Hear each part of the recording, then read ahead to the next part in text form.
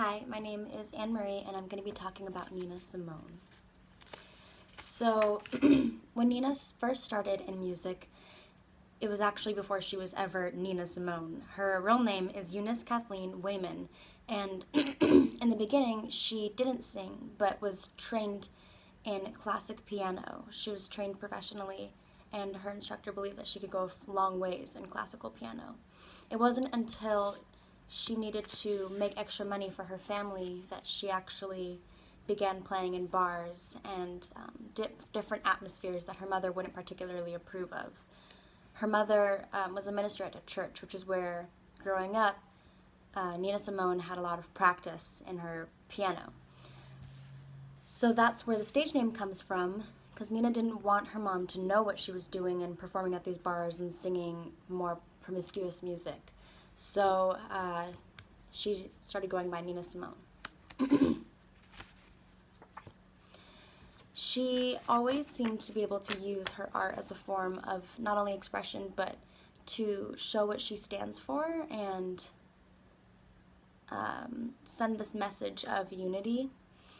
At 12 years old, she refused to play at a church revival because they were forcing her parents to sit in the back of the church. They wouldn't let her parents sit up front and watch their daughter play. So she refused to play altogether because she didn't feel it was right that she was doing this for them and they couldn't treat her parents in an ethical and equalitative way.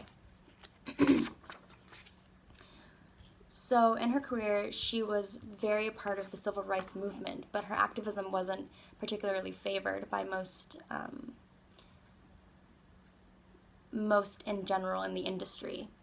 Venues stopped inviting her to come to shows and perform, and radio stations would stop playing her music altogether. She had struggles with managers and record labels because she always just said what she wanted to say, and it wasn't really a concern of if it was brand friendly. But it didn't matter to her. It mattered more that she could help others, so she used her fame to drive the civil rights movement forward. Nina Simone struggled a lot in her life with mental health and was in an abusive relationship for a long period of time in her career with her husband, Andrew Stroud, who was also her manager.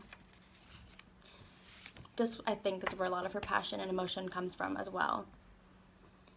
In her life, she was awarded 3 different honorary degrees, 2 in music and humanities from Amherst College and Malcolm X College, and then her final one she received from Curtis Institute of Music just 2 days before her death. It was a school that she applied to after she went to Juilliard that didn't accept her, and she always believed it was because of her race. I always really admired her fiery determination and strength. She has this aura of power and will that I think most people are afraid of harnessing, and I think that that is a really admirable thing to have about yourself, to be able to stand so righteously about the things that you care about, that you believe really matters. Thank you. So this next clip is of me singing Feelin' Good by Nina Simone. Birds flying high, you know how I feel. Sun in the sky,